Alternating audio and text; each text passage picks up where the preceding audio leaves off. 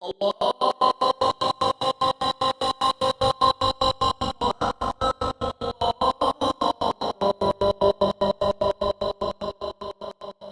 کبھی فرش پر کبھی ان کے در کبھی در بدر، غم عاشقی تیرا شکریہ میں کہاں کہاں سے گزر گیا۔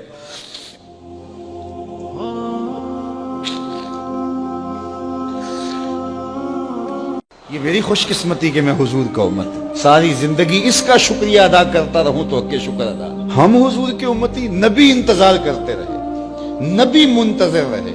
حضرت عیسیٰ نے تو نام بھی بتا دیا نا، لوگوں میں جا رہا ہوں چلو نام بھی بتا دیتا ہوں، میرے بعد جو آنے والا اس کا نام احمد ہوگا۔ نبی انتظار کرتے رہے، 12 نبیوں نے انتظار کیا، حضور کی امت میں ہونے کے لیے تمنا کی۔ نستورہ راہب انتظار کرتا رہا، بحیرہ راہب انتظار کرتا رہا، زندگیاں گزار دی انہوں نے۔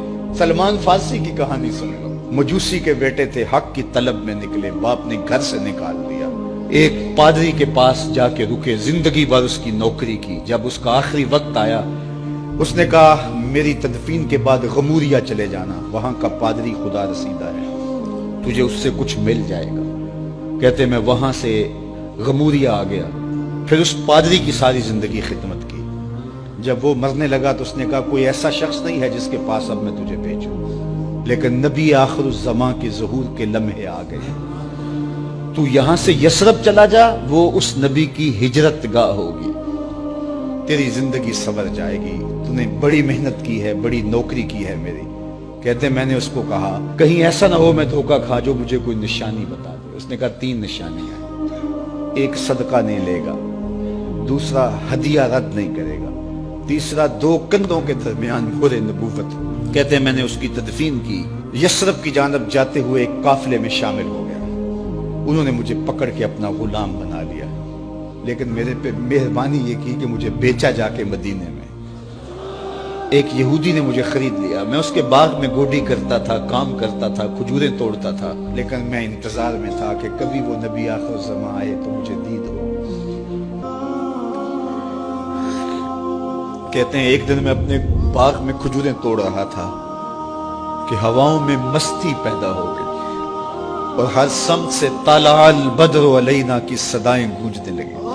میں سمجھ گیا کہ وہ لمحے آ گئے، میں نے چھلانگ لگا دی اور دوڑ پڑا۔ میرے آقا نے سمجھا شاید غلام بھاگ گیا، اس نے دوڑ کے مجھے پکڑ لیا۔ میں نے اس کو کہا کہ میں نوکر تیرا ہی ہوں، لیکن دل نوکر کسی اور کا ہے، میں بھاگوں گا نہیں، مجھے جانے دے۔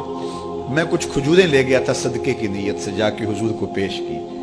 آقا کریم نے فرمایا ہم نبی صدقہ نہیں لیتے۔ کہتے ہیں نشانی ایک پوری ہوگی، کہتے ہیں کہ میں کچھ دنوں کے بعد اور کھجوریں لے گیا اور میری نیت ہدیہ کی تھی، میں نے پیش کی، حضور نے قبول فرما لی۔ لیکن میں بھی کہتا تھا تیسری نشانی بھی پوری ہو لے تو پھر مانوں گا، اور وہ کیا تھی؟ 2 کندھوں کے درمیان مہر نبوت۔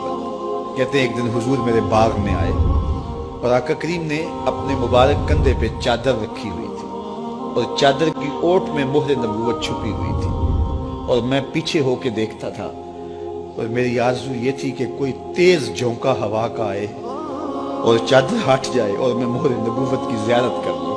حضور میرے ارادہ قلب سے آگاہ ہوئے، فَأَلْقَى إِلَيَّ رِدَاءَهُ، حضور نے چادر اتار کے میری جانب پھینکی اور پھر ایسے رخ کر کے فرمایا انظر الی ما امرت بہ، اس پادری نے جو بتایا تھا دیکھ لے آ کے۔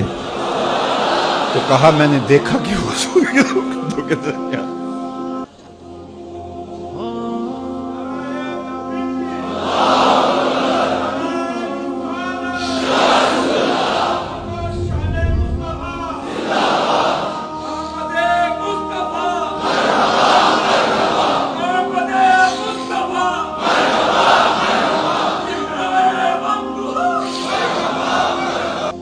ہم نے تو کوئی انتظار نہیں کیا نا، ہم نے تو کوئی دکھ نہیں سہا، ہم سوئے تھے مقدر جاگ اٹھے۔ ہمارے والد مسجد سے مولوی صاحب کو بلا لائے، انہوں نے کان میں آ کے کہا مبارک ہو تو حضور کا نوکر بن کے آ رہا۔